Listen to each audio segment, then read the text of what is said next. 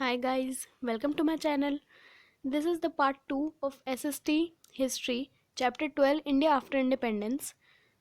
So let's start. ये part 2 है हमारे चैप्टर 12 का इंडिया आफ्टर इंडिपेंडेंस।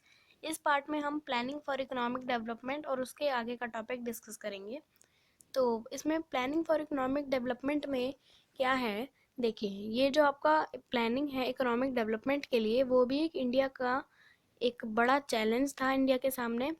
उसको भी इंडिया को फेस करना था। तो उन्होंने इंडिया वासियों ने, भारतवासी ने इकोनॉमिकली स्ट्रांग होने के लिए भी क्या क्या प्लानिंग करी, उसके बारे में इस टॉपिक में बताया गया है।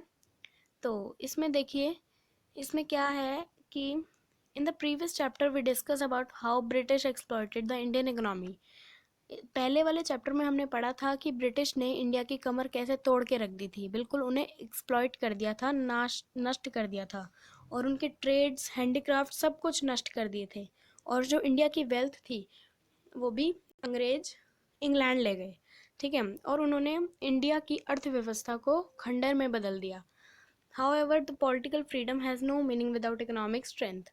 पॉलिटिक्स की नज़र में इकोनॉमिकली स्ट्रॉन्ग होने के अलावा, मतलब इकोनॉमिकली अगर कोई स्ट्रॉन्ग नहीं है देश, तो उसमें ज़्यादा कुछ ऐसा काम हो नहीं सकता। इसलिए इकोनॉमिकली स्ट्रॉन्ग होना बहुत ज़रूरी है। विकास और एकता साथ साथ चलना चाहिए। और एक इकोनॉमिक डेवलपमेंट, इसका फल पूरे इंडिया के हर एक नगरवासी को मिलना चाहिए, ठीक है। तो ये बात मद्देनज़र रखते हुए इंडिया की गवर्नमेंट ने एक प्लानिंग कमीशन सेटअप करी, जो आज की डेट में नीति आयोग के नाम से जानी जाती है। और ये कब सेटअप हुई? 1950 में, ठीक है। तो अब इसके बाद हमें बोला है कि यहाँ, और इंडिया की गवर्नमेंट ने ये भी भरोसा दिलाया कि हम इंडिया की डेवलपमेंट के लिए प्लान्स फॉर्मुलेट करेंगे। प्लान्स फॉर्मुलेट मतलब तैयार करेंगे प्लान्स, ठीक है। और जो एक बहुत मेन मोटिव था प्लानिंग कमीशन का, वो क्या था? इंडिया को लिफ्ट करना, मतलब इंडिया को उठाना, और इंडियंस के पास से पॉवर्टी हटाना, मतलब गरीबी को दूर करना। तो उन्होंने एक modern technical and industrial base तैयार किया।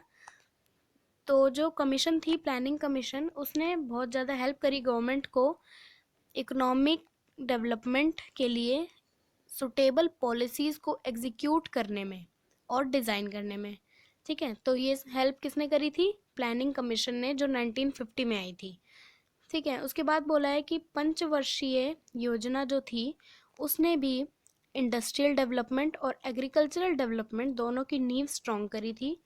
जो दूसरा मेजर मोटिव था प्लानिंग कमीशन का, वो था पॉवर्टी को रिड्यूस करना, रिडक्ट करना। तो इंडिया ने एक मिक्स्ड इकोनॉमी मॉडल अडॉप्ट किया, इनेक्ट किया, जिसमें दोनों सेक्टर्स, प्राइवेट और पब्लिक, दोनों सेक्टर्स इसमें एक मेन रोल प्ले करते हैं, ठीक है। इसके बाद हम पढ़ेंगे framing the constitution. Framing the constitution में क्या है? अब इसमें देखिए, इसमें आपको बोला है कि हमें आज़ादी मिल गई थी, उससे पहले ही हमारे पास एक कॉन्स्टिट्यूएंट असेंबली बनी हुई थी, जो कि जिसमें 385 मेंबर्स थे। और जैसे ही इंडिया का पार्टीशन हुआ, तो मेंबर्स जो 385 थे वो कम होके 308 हो गए, 308 हो गए, ठीक है।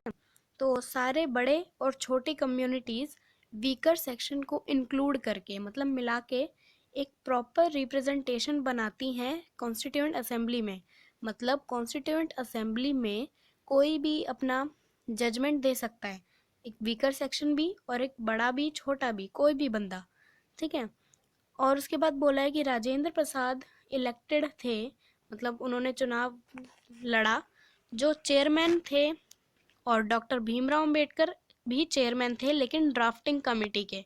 ड्राफ्टिंग कमेटी मतलब लिखना, बनाना, या फिर कॉन्स्टिट्यूएंट असेंबली के लेखक कह सकते हैं आप उसे, ठीक है। तो कॉन्स्टिट्यूशन जो था वो इनेक्ट और अडॉप्ट हुआ 26 नवंबर 1949 को। और कॉन्स्टिट्यूशन जो था हमारा बनाया था, वो फोर्स में लाया गया 26 जनवरी 1950 को। ये याद रखना है। 26 नवंबर 1949 को अडॉप्ट हुआ, मतलब मान लिया गया कि हाँ ये होना चाहिए, और लागू किया गया 26 जनवरी 1950 को, जो रिपब्लिक डे मनाया जाता है जिस दिन। ठीक है। अब India was declared a sovereign democratic republic. India को सॉवरेन डेमोक्रेटिक रिपब्लिक घोषित कर दिया गया। जो इंडिया का कॉन्स्टिट्यूशन था is a written one and the lengthiest constitution of the world. ये सब आपको पता ही है कि बहुत लेंथीएस्ट कॉन्स्टिट्यूशन है इंडिया का, जिसमें इंक्लूड है प्रिंसिपल कि यूनिवर्सल अडेंट फ्रेंचाइज। ये एक इसका प्रिंसिपल है। इसका मतलब क्या है? इसका मतलब है कि हर एक नागरिक जो 18 ईयर्स से ऊपर एज का है वो वोट कर सकता है, has the right to vote.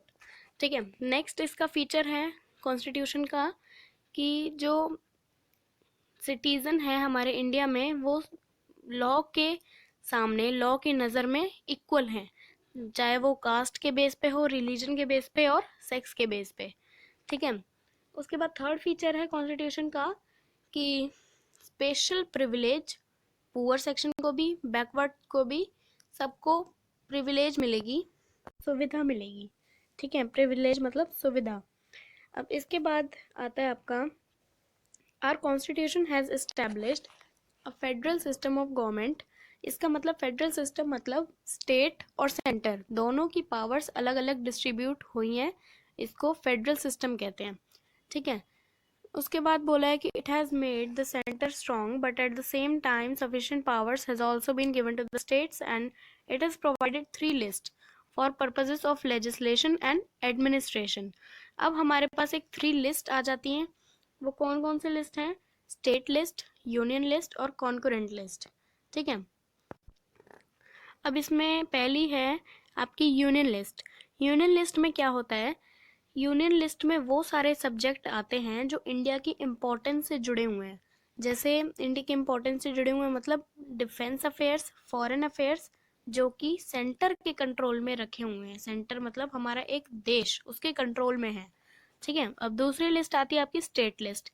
State list में वो सारे सब्जेक्ट हैं जो एजुकेशन और हेल्थ केयर को रिलेट करते हैं, और वो सारे स्टेट गवर्नमेंट के अंदर रखे हुए हैं। ठीक है। स्टेट लिस्ट मतलब आपको नाम से पता चल रहा है स्टेट गवर्नमेंट के अंडर में है।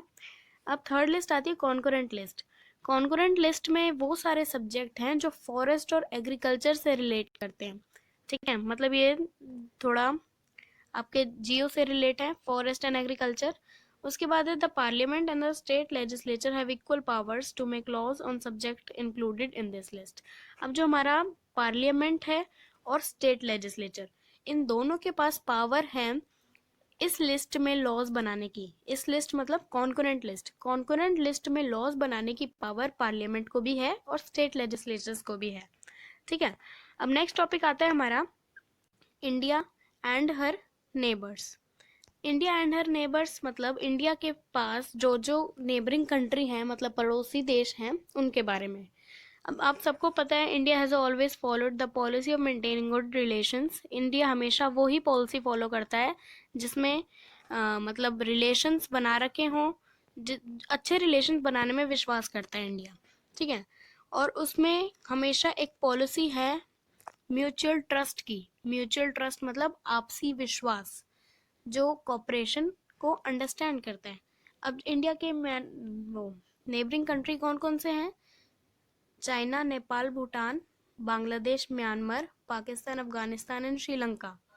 आप यहाँ पे देख रहे होंगे, देखिए ये है Pakistan, Afghanistan, China, Nepal, Bhutan, Bangladesh and Myanmar. ठीक है। और ये नीचे श्रीलंका। ये सारे हमारे नेबरिंग कंट्रीज हैं। India indeed has had some differences with some of its neighboring countries. अब इंडिया और उसके नेबरिंग कंट्रीज, इन दोनों में ज़रूरी नहीं है ना कि सेम हो दोनों कंट्रीज, अलग अलग कुछ डिफरेंस तो होता ही है दोनों में। तो however she has always tried to settle disputes through mutual dialogue and bilateral agreements.